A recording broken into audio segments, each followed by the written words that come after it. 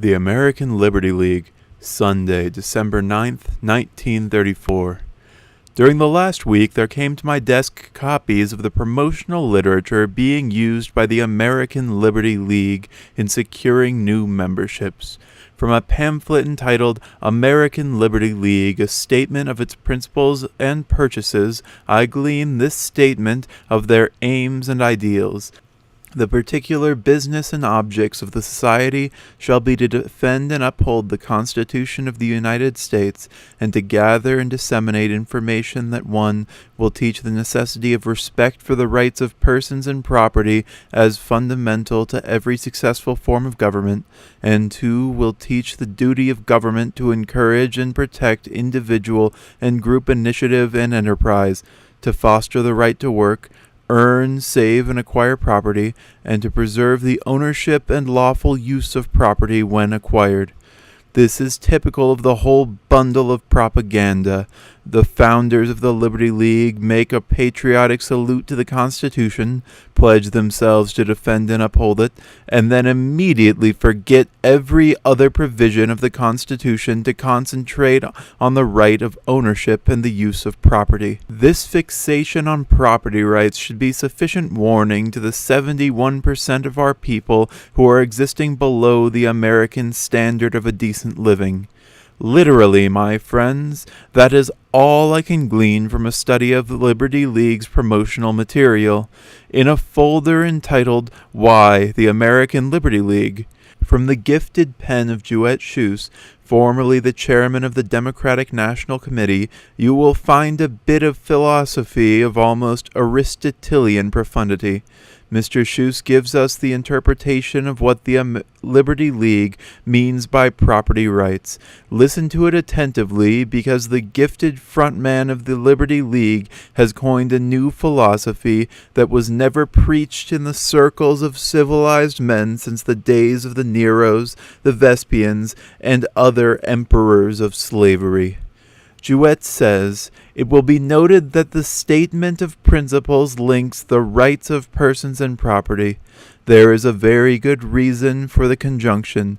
In the view of those who comprise the membership of the League, the superficially drawn distinction between human rights and property rights is a catchphrase and nothing more. The two so-called categories of rights are inseparable in any society short of utopia or absolute communism. To protect a man's so-called human rights and strip him of his property rights would be to issue him a fishing license and then prohibit him from baiting his hook. That is the doctrine of Mr. Schuss and the so-called Liberty League. That is the doctrine which I said was neither preached nor practiced on the face of the earth since the days of the Neros and Vespasians. My friends, if that doctrine is sound, then all you citizens of the United States who do not own property have no rights as human beings, for Mr. Schuss says that human rights and property rights are identical and inseparable. You who own no property, therefore, possess no human rights. You are an economic slave, a financial peon, compared to whom the contemporaries of Uncle Tom, who immortalized the cabin, were freed men and brave.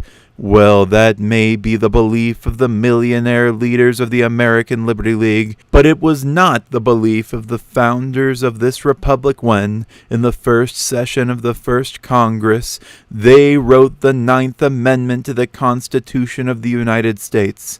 The 9th Amendment says, "The enumeration in the Constitution of certain rights shall not be construed to deny or disparage others retained by the people." The doctrine of the Liberty Leaguers was, therefore, not the doctrine of those who founded this nation, insofar as they attempt to identify property rights and human rights, to such an extent that, if you lack the former, the latter must necessarily vanish into nothingness. The doctrine of the Liberty Leaguers is not the doctrine of the Catholic Church. I say this for the benefit of Mr. Alfred E. Smith and Mr. John Raskob, and also for the benefit of any other Catholics who care to join the American Liberty League. Moreover, I say this without fear of contradiction from any person high or low, cardinal or priest, who has spent at least a dozen hours of honest study on the doctrine of the Church as interpreted by Pius XI on this subject. Pope Pius XI wrote the encyclical Quadragesimo Anno. When the civil authority adjusts ownership to meet the needs of the public good, it acts not as an enemy, but as the friend of private owners, for thus it effectively prevents the possession of private property, intended by nature's author in his wisdom for the sustaining of human life, from creating intolerable burdens, and so rushing to its own destruction. In other words, the state can take away private property and should take away private property if for no other reason than to protect those who have too much property from the just wrath of those who have no property. Someone has said that there are two sides to every question, be he high or be he low, be he prince or be he pauper. There is only one side to this question. It is God's question, and it is God's side. You cannot be a scarlet-cloaked pussyfooter when the cries of downtrodden humanity, in their inarticulate form, are mounting above the platitudinous pronouncements of rhetorical spellbinders. Finally and emphatically, the belief of the Liberty Leaguers is not my belief. Witness the 16th principle of the National Union for Social Justice. I believe in preferring the sanctity of human rights to the sanctity of property rights. I believe that the chief concern of government shall be for the poor because, as it is witnessed, the rich have ample means of their own to care for themselves. Be not deceived, my friends, by the lip service which the devisers of the Liberty League pay at the shrine of the Constitution. Such principles as the one I have quoted from Mr. Schuss reveal with terrifying clarity what is in their hearts. The Declaration of Independence blazoned forever on the record of civilization that all men are endowed by their Creator with certain inalienable rights, life, liberty, and the pursuit of happiness. It is the primary duty of government to preserve these rights. The founders of this government wrote the Constitution expressly to promote the general welfare. But it is a strange, narrow, dangerous form of liberty that is outlined by the League which has assumed her glorious name. To those who wish to identify themselves with the American Liberty League, Mr. Schuss sends a little bronze button about the size of a dime. On its face is stamped the replica of the Liberty Bell that once sounded the vibrant tones of independence when our American forefathers protested against the so-called property rights of a George III. Across the front of this Liberty Bell are the letters ALL, which inadvertently spell the word all. All for the rich and none for the poor. All for the concentrators of wealth and the dregs of life's bitter chalice for the dispossessed and unemployed. All for the international bankers and only the crumbs that they drop from their table for the rest of us. On the day when the lineal ancestors of the American Liberty Leaguers violated our Constitution and handed over the right to coin and regulate money to private individuals despite the doctrine which proclaimed that Congress and Congress alone has the right to coin and regulate money, on that day the Liberty Bell, now solemnly hanging in Philadelphia, was cracked and its joyous notes of liberty were silenced. Alas, poor Liberty Bell, the clarion purity of your original melody is no more.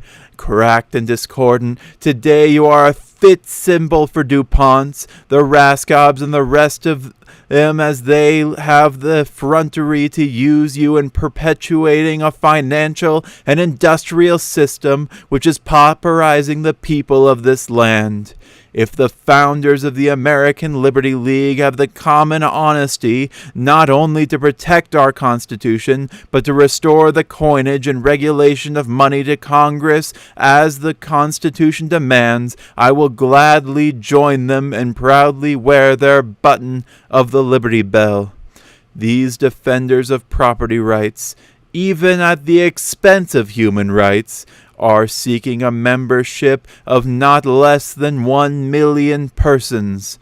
Are those who are in opposition to the American Liberty League willing to permit the National Union for Social Justice to be outdone either in number or in moral support? It is yours to decide and yours to act.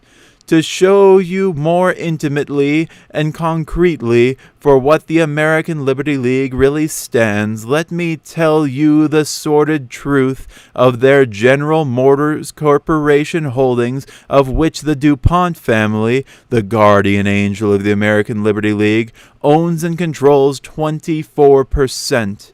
In the year 1933, the DuPont family took as profits, in the shape of dividends, out of the General Motors stock, enough money to sustain 16,250 families at a living wage of $1,500 a year each.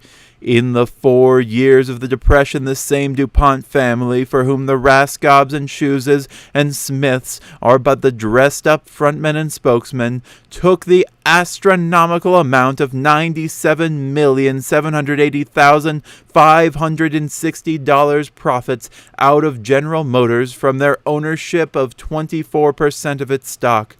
This was enough money to sustain 16,296 families over a period of 4 years at $1,500 a family.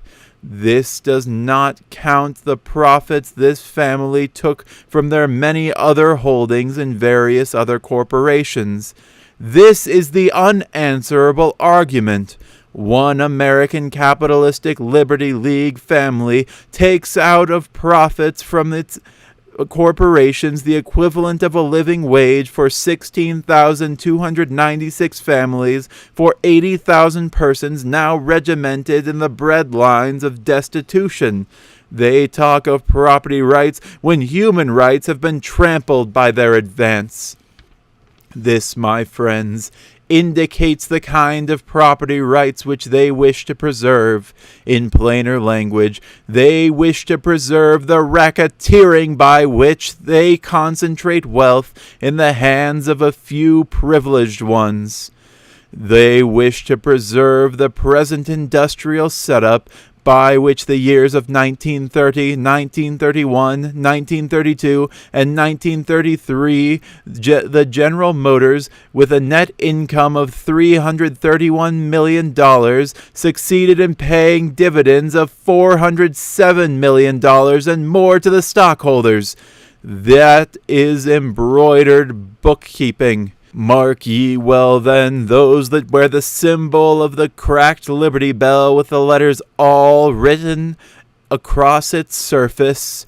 It is the symbol of those who wish to preserve want in the midst of plenty and the unconstitutional setup of our present financial system. They are the modern Tories who prefer the racketeering of a George III to the liberty as propounded and fought for by a Washington.